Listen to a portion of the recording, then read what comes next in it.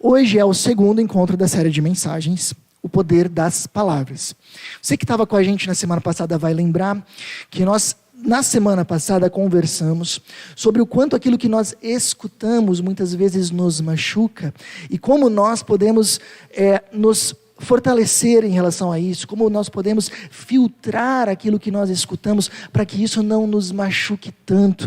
Esse foi o assunto da semana passada.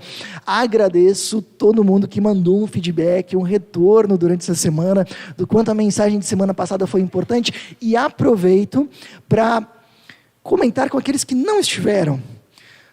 Está gravado em todas as nossas páginas de comunicação, todas elas. Dá uma olhadinha lá. Vale a pena, é algo que pode te ajudar bastante e vai ajudar cada um de vocês a também ter uma ideia geral do que nós estamos tratando nesta série, tá bom?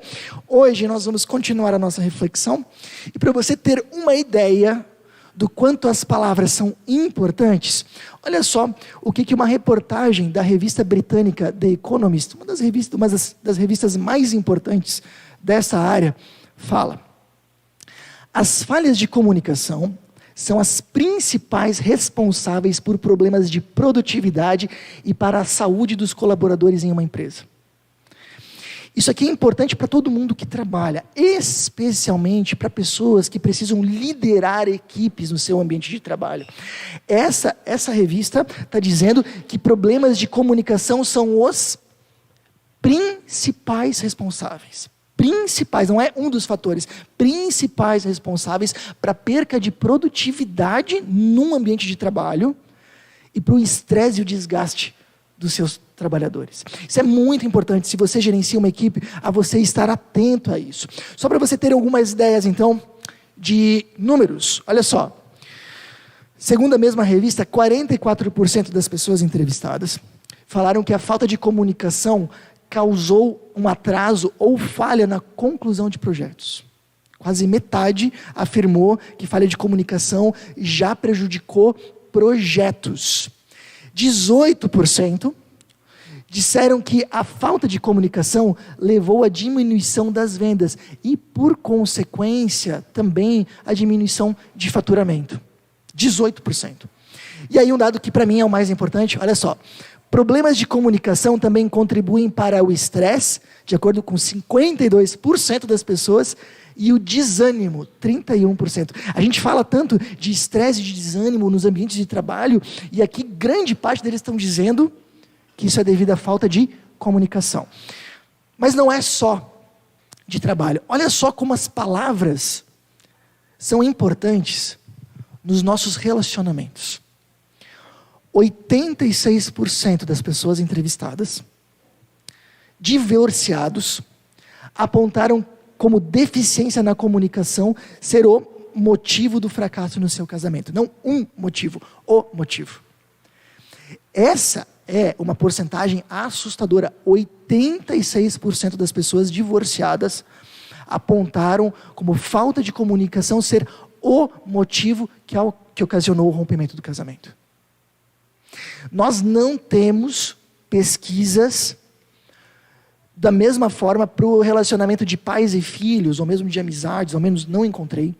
Mas acompanhando pessoas, eu posso dizer que seguramente, grande parte dos problemas de relacionamento que nós temos, por exemplo, entre irmãos, ou entre pais e filhos, ou mesmo entre amigos, em grande medida se deve a problemas de comunicação seguramente. Seguramente. Bom, por isso, os especialistas vão nos dizer que dos maiores problemas de comunicação que nós temos, esses aqui são os principais. Comunicação insuficiente, quando a gente não conversa, que chega, certo? Ou comunicação ineficiente, talvez vocês já viram isso, a gente até conversa, mas não consegue resolver as coisas. A gente até conversa, mas não funciona muito bem. Até para a gente lembrar disso, um autor chamado Nick Lee, ele coloca isso de uma forma bem visual, que eu pelo menos nunca mais esqueci. Ele diz: o problema é que alguns de nós são como porco-espinho, e outros como rinoceronte. Como assim? Porco-espinho é aquele que, para se defender, o que ele faz? Ele se fecha. Ele faz uma bolinha de forma que ele fique todo coberto de espinhos. E o que o rinoceronte faz para se defender muitas vezes? Ele vai para frente. Não importa se tem outro animal, se tem árvore ou o que tem na frente. Ele vai para frente. E esse Nick Lee, ele fala o seguinte: o problema na área da comunicação é que muitos de nós somos porco-espinhos, ou seja, para não nos machucar a gente se fecha, a gente não fala nada. É melhor não falar nada para não dar briga, sabe? Vou ficar quieto. Mas isso também é um problema, comunicação insuficiente. E outro problema é que muitos de nós somos rinoceronte. Quando está brabo, vai para cima e não importa quem está na frente, solta o que tiver. E esse Nick Lee, que ele trabalha exatamente, especialmente com casais, ele fala, em geral, agora você pode analisar. No casamento, um tende a ser um porco-espinho e outro tende a ser um rinoceronte, de forma geral, não é o caso de todos, mas de forma geral, é esse momento que agora você pode dar uma olhadinha, uma cutucadinha, né? Você pode, é agora, você se identificou aí com o porco-espinho, com o rinoceronte. Esse é o problema, não só dos casamentos, problema de qualquer relacionamento. Nossa comunicação, às vezes, ela é insuficiente, ela não acontece como deveria, ou ela até acontece, mas não funciona de verdade. Bom, por isso o nosso tema de hoje é como podemos falar. Não vamos ser porco-espinho, como a gente pode falar, porém, sem ferir. Não vamos ser também rinoceronte. Como podemos falar sem ferir, vai ser a pergunta que vai nos guiar na reflexão de hoje. Para isso, nós vamos buscar uma referência fantástica, numa sabedoria antiga, que está nas nossas Bíblias. Certa vez, o próprio Jesus foi confrontado com um grupo religioso da época, bem extremista, chamado fariseus. E eles falaram coisas muito duras para Jesus, falaram ferindo mesmo, né? Que ele fazia tudo o que fazia por ordem do diabo. Acho que não tem como ser palavras mais duras. Eles falaram isso para Jesus. Jesus se defende e logo depois fala uma lição preciosa que vai nos guiar nas nossas comunicações, que está em Mateus capítulo 12, a partir do versículo 33. Repare como isso é atual. Ele diz assim, ó: uma árvore é identificada por seus frutos. Se a árvore é boa, os frutos serão bons. Se a árvore é ruim, os frutos serão ruins. Raça de víboras. Como poderiam homens maus como vocês dizer o que é bom e correto? Pois a boca fala do que o coração está cheio. Repara essa última frase, ela é bem importante. A boca fala do que o coração está cheio. Pessoal, o que Jesus está dizendo aqui? De uma forma muito simples. A forma mais fácil de nós identificarmos uma árvore é pela fruta. Certo? Não sou um especialista em botânica, eu não consigo identificar uma árvore pelas folhas, ou pelos galhos, ou pelo tronco. Eu sei que muita gente consegue, vou dizer para vocês que eu não faço a menor ideia. Mas mesmo uma pessoa como eu, que não tem nenhuma ideia de botânica, se tiver embaixo de uma árvore que tem laranjas, sabe que está embaixo de uma laranjeira. Se tiver embaixo de uma árvore que tem limões, sabe que está embaixo de um limoeiro. A forma mais fácil de identificar uma árvore é pelos frutos. E Jesus usa exatamente isso para dizer que a forma mais eficiente, ou uma das formas mais eficientes de nós entendermos o que está no coração de uma pessoa é através das suas palavras. A boca fala do que o coração está cheio.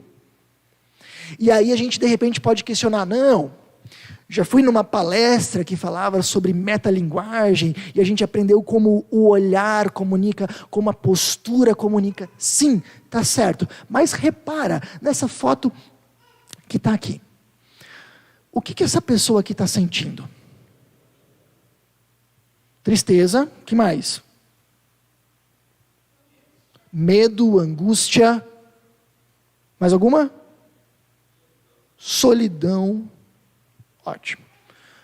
Todo mundo concorda que seja lá o que for, não é nada positivo. Agora, quem é que aqui sabe, pela foto, pela linguagem corporal, qual é o motivo? Quem é que aqui sabe se ela está preocupada com uma coisa que vai acontecer? se ela está triste por uma coisa que aconteceu naquele momento, ou se ela está tendo uma lembrança de algo ruim que aconteceu 5 anos atrás. Não tem como saber, a menos que ela fale. Por isso Jesus ainda diz, as palavras ainda são uma das maiores maneiras de nós vermos o que está no coração de uma pessoa. O que essa pessoa aqui está sentindo? Oi?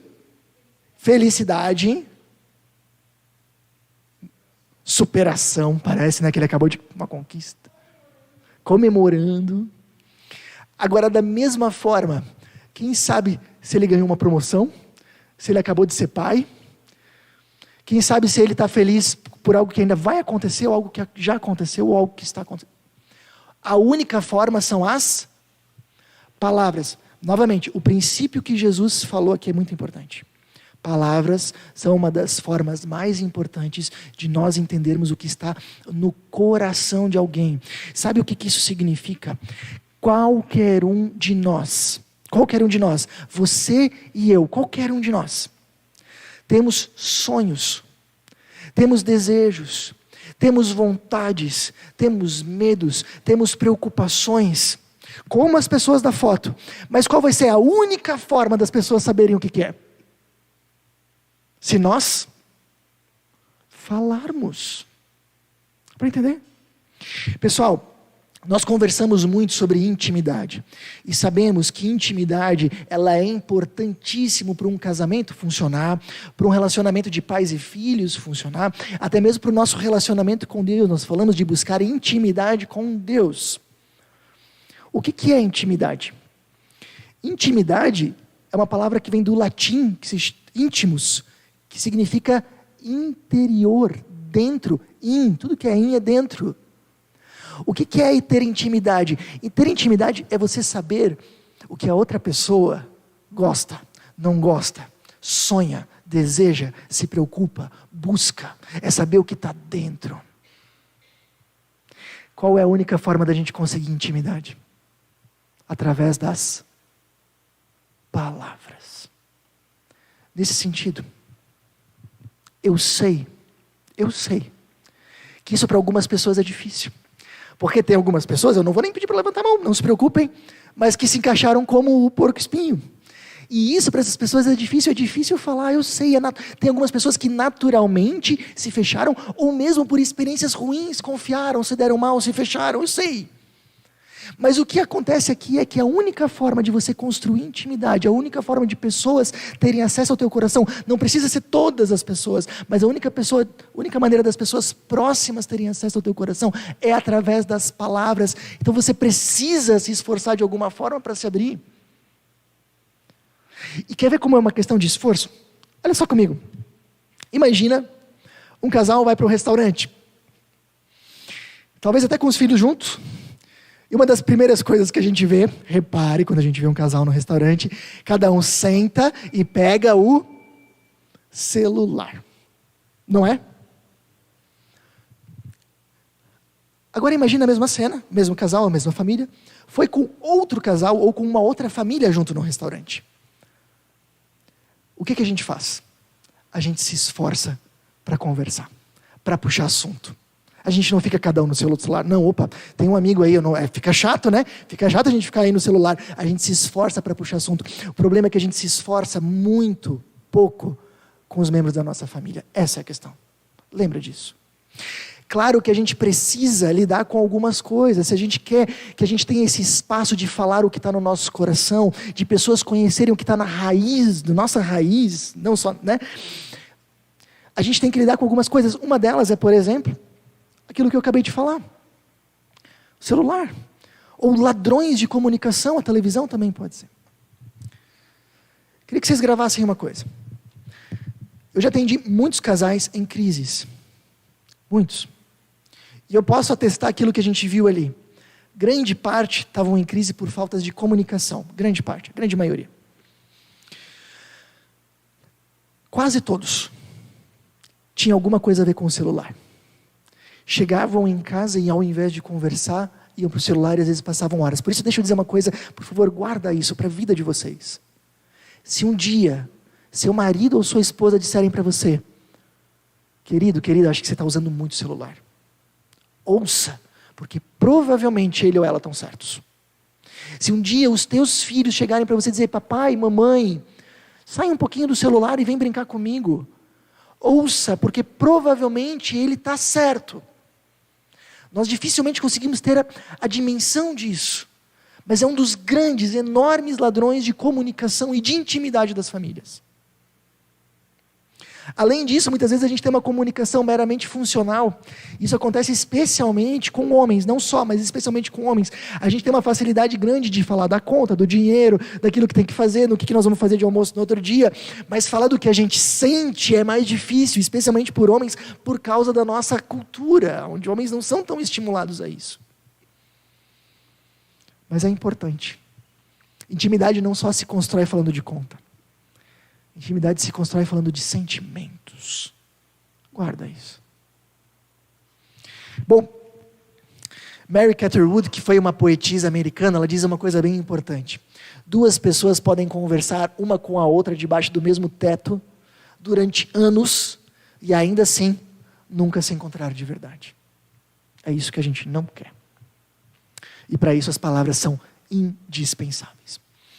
Segunda coisa que a gente pode tirar de aplicação desse princípio de Jesus, a melhor forma de conhecer um coração é através das palavras, é que você precisa entender uma coisa. Todos nós precisamos entender algo.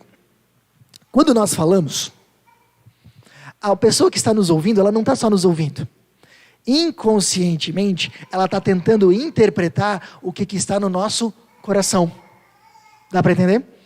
Então aí, de repente, você entende por que, por exemplo, uma esposa fica tão braba quando o marido esquece o aniversário de casamento. Aí você fica pensando assim, mas o que deu? Por que está tão brabo assim?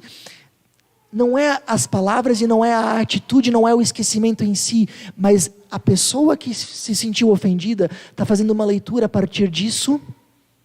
Talvez ele não me ame tanto. Talvez ele não se importe tanto comigo. Porque se importasse de verdade, teria lembrado. Inconscientemente, nós estamos o tempo inteiro, através das palavras e das atitudes, especialmente das palavras, tentando entender o que está no nosso coração. Talvez alguém vai dizer algo e você vai ficar pensando, o que será que essa pessoa quis dizer com isso? A gente fica o tempo inteiro querendo ler, será que isso expressa amor? Será que isso expressa cuidado? Será que isso expressa o quê? E muitas vezes, essa comunicação falha. Essa interpretação erra. Sabe o que é importante disso? Seja claro. Seja claro.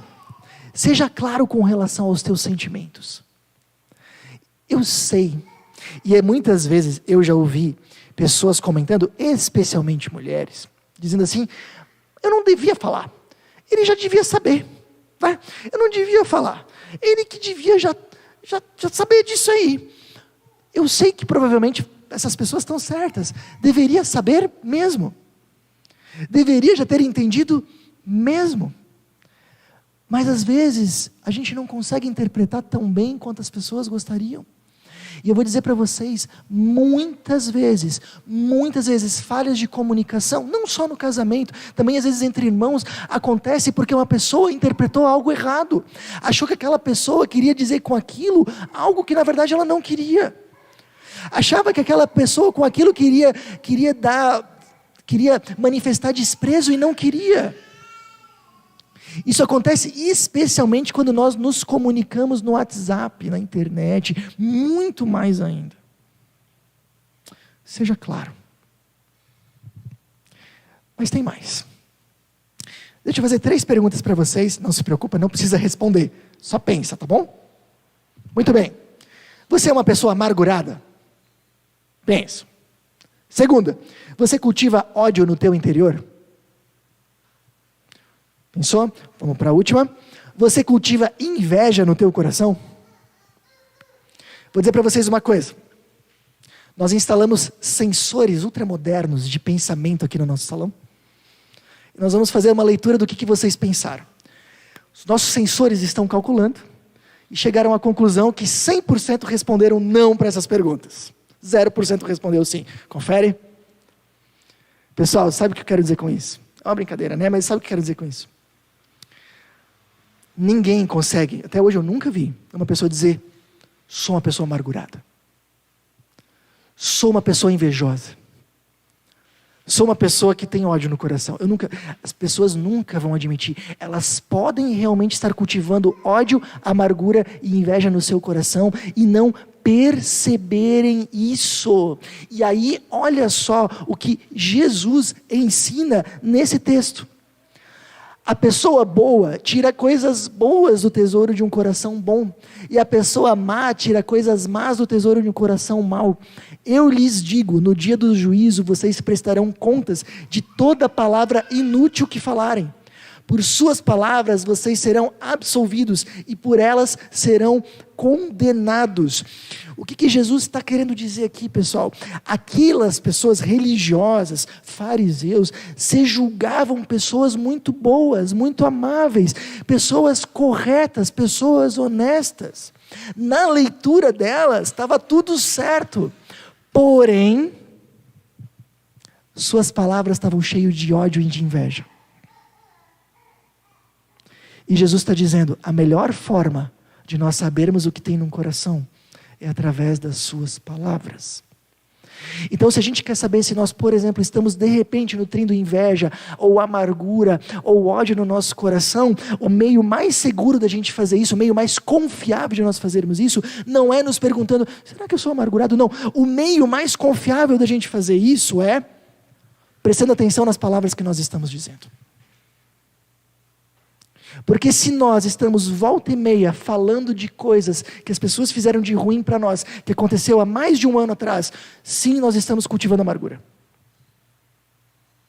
Porque se nós estamos falando mal de alguém, ou xingando alguém, o próprio Jesus fala, sim, nós estamos cultivando ódio no nosso coração.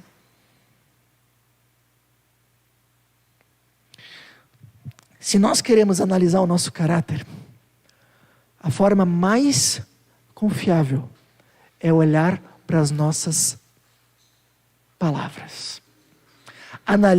Se autoanalise pelas palavras, é o terceiro tópico. E eu vou dizer para vocês uma coisa, os nossos conflitos no casamento, eles acontecem, ou nas amizades, ou com os filhos, não só porque nós interpretamos errado algumas coisas, muitos acontecem por causa disso. Mas muitas vezes os conflitos acontecem porque nós estamos cultivando sentimentos e atitudes que não deveriam estar no nosso interior. Esse é um ponto. E é muito importante. Bom, falando sobre palavras que não deveriam estar lá, Efésios 4 vai nos dizer algumas coisas bem importantes. Efésios 4:25 vai dizer assim, portanto cada um de vocês deve abandonar a mentira e falar a verdade ao seu próximo, pois todos somos membros de um mesmo corpo. Entenda o seguinte desse versículo, mentira não deveria estar na nossa vida sob hipótese nenhuma. E se nós nos achamos pessoas realmente de caráter e honestas, a gente tem que olhar se a gente não está fazendo algum tipo de mentira. Vou contar para vocês uma experiência bacana da nossa família. Quando a Laura estava para nascer, nossa filha mais velha, nós fizemos um acordo, Susan e eu, de nós nunca iremos mentir para os nossos filhos. Foi um acordo muito importante que nós fizemos. É claro que a gente tenta mentir sob hipótese nenhuma e em relacionamento algum, mas nós fizemos de forma especial isso para os nossos filhos. Nós nunca iremos mentir para eles. E isso foi difícil. Porque eu lembro de algumas vezes a gente está indo fazer uma vacina e eles perguntarem, vai doer? E aí tu pensa, né? Vai, mas é uma dor que passa logo. E se você não fizer, quem sabe você vai ficar doente e vai doer bem mais. Se a gente mentisse e dissesse não dói, eles iam descobrir 10 minutos depois. Não ia adiantar. E a nossa relação ficaria trincada. Claro que uma vez eles perguntaram, e o Papai Noel existe? E agora? E a gente disse para eles, olha, Papai Noel existiu muito tempo atrás. Era uma pessoa bondosa que dava presente para as crianças pobres. Hoje as pessoas fazem uma brincadeira. Elas compram o brinquedo e dizem que é o Papai Noel. E aí eles olharam para nós, sabia que era vocês.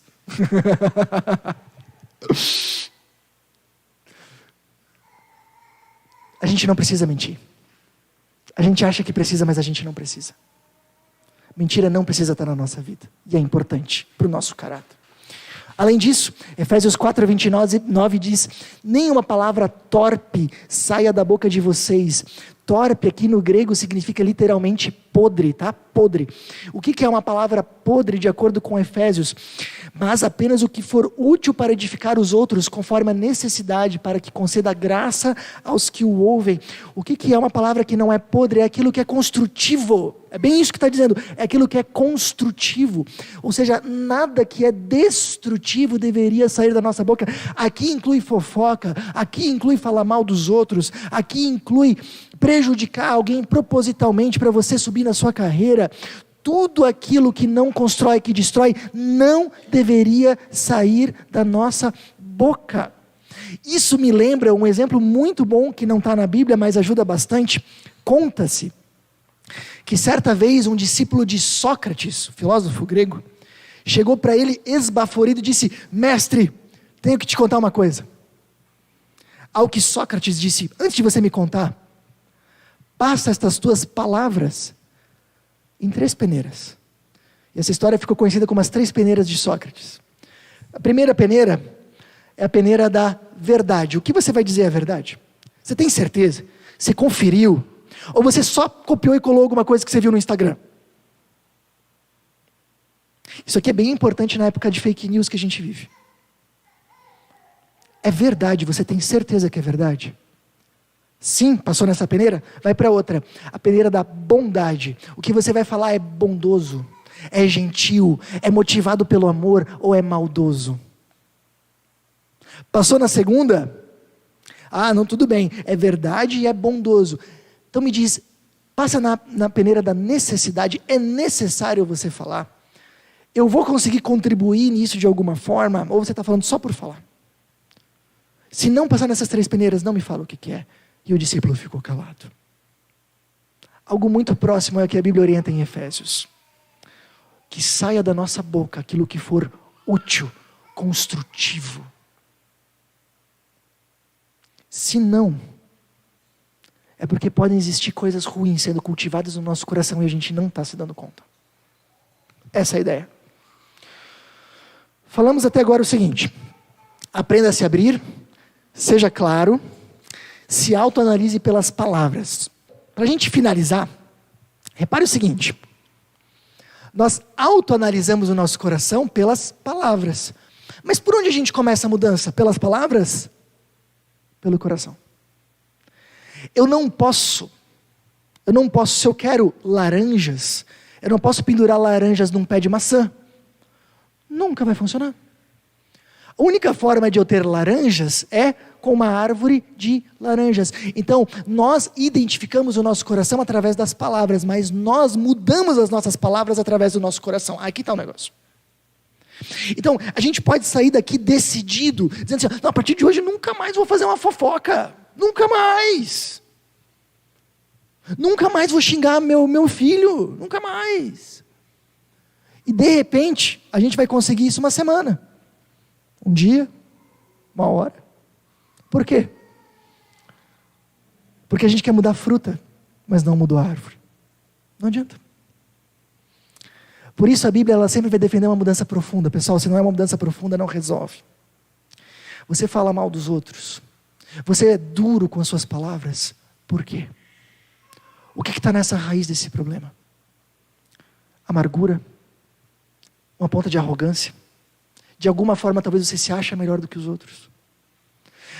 Eu li essa semana de que abusadores verbais, essas pessoas que são muito duras e xingam os outros, normalmente eles acreditam que o outro merece. De repente você acha que os outros merecem isso e que você de repente é melhor do que elas. Se pergunte qual que é a raiz do problema, onde está o problema, o que no coração está errado. E aí a Bíblia vai ser muito clara quando ela diz o que muda o nosso coração. O que muda o nosso coração pela Bíblia não é força de vontade. O que muda o nosso coração de forma profunda é o que Jesus fez por nós. Em João 15, Jesus vai usar a mesma metáfora da planta e dos frutos, só que ele fala especificamente de uma videira. Ele diz que a única forma de nós conseguirmos dar frutos bons é sendo um ramo e estando conectados a Ele. Com isso ele quer dizer, sozinhos você não consegue dar frutos bons, você precisa estar conectado a Jesus. E eu vou dizer para vocês como isso funciona na prática. De repente você é duro com os outros, porque lá no fundo, você acha que eles merecem. De repente vem a mensagem de Jesus e diz: o Filho de Deus entrou no mundo, morreu numa cruz, porque você não dava conta do seu pecado. E Ele não fez isso porque você merecia. Ele fez isso por graça. E isso começa a mudar o teu coração. Se eu sou amado por graça, se mesmo merecendo o juízo de Deus, eu recebi o perdão e a salvação, eu posso fazer o mesmo pelos outros. De repente lá no fundo você vai perceber que lá no fundo, você tem algumas arrogâncias, de alguma forma você se acha melhor do que os outros. A nossa cultura nos incentiva a nos acharmos mais especiais do que os outros. E aí você percebe que a mensagem de Jesus diz: não, você e eu estávamos tão perdidos, que o Filho de Deus precisou descer do céu para nos salvar. Não somos melhores do que ninguém. E isso vai desfazer a arrogância do teu coração, e as tuas palavras vão mudar por consequência.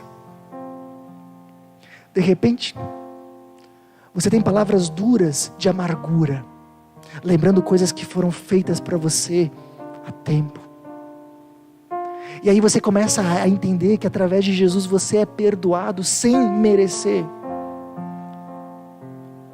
E aí você começa a pensar: se eu sou perdoado por Jesus, se isso custou a vida do único Filho de Deus, por que eu não posso perdoar alguém? Não interessa se está arrependido ou não está. E aí a amargura se dissolve, e as palavras por consequência. Seja lá qual for, suas palavras só vão mudar se o seu coração mudar antes. E o seu coração muda quando você é confrontado com a mensagem, com o Evangelho de Jesus, com a graça de Deus.